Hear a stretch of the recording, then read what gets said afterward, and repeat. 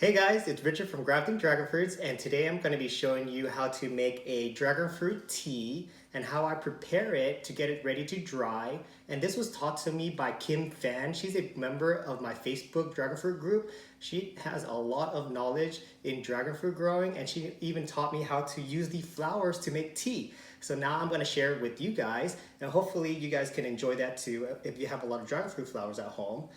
She told me that once you dry them and make them into tea, you don't even need to add sugar because they are already so sweet.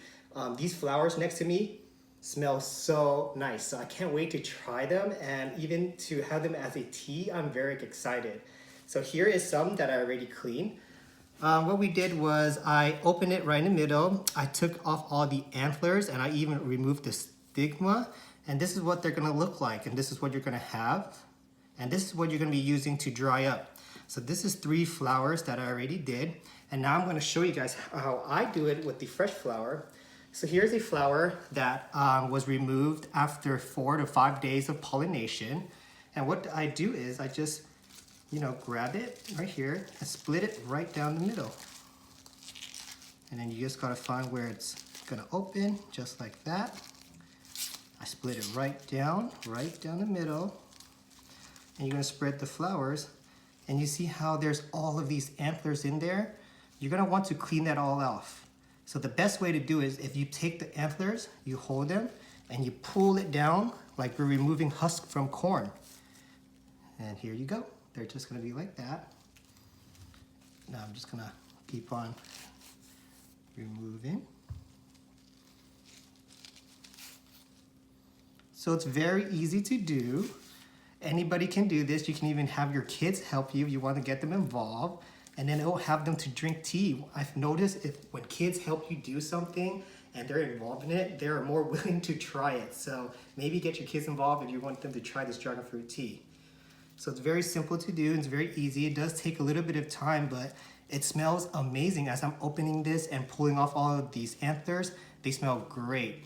So this is what you're gonna have after you're finished removing all of the anthers and you clean it out.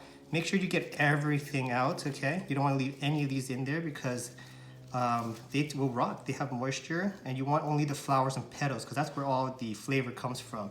So this is what you have after. And isn't that nice, you guys?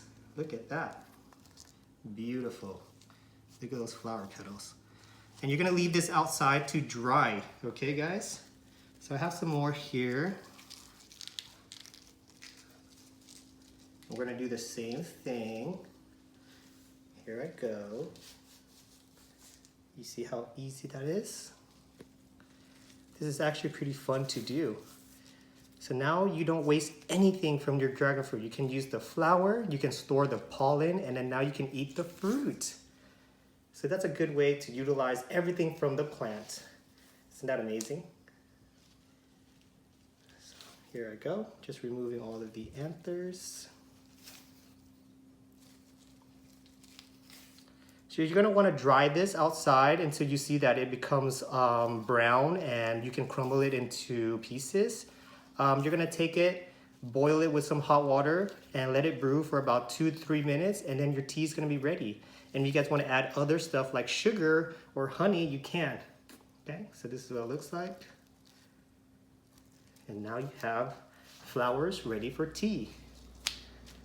Okay, so I'm gonna do one more just to show you guys. This is what they look like. Grabbing all of the anthers, and I'm just pulling down. Isn't that satisfying to watch? It definitely feels satisfying to do. You guys are gonna have a lot of fun doing this because I'm enjoying it right now as I'm doing it, showing you guys. So it takes me about, I don't know, maybe a minute to do one flower.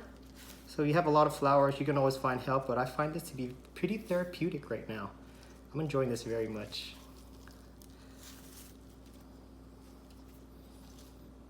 There we go. So these are Vietnam white flowers. I wonder if different flowers have different tastes. I'm pretty sure they might, because they all have different fragrance to them. So Vietnam white is what I have in abundance, so that's why I have all these flowers to use.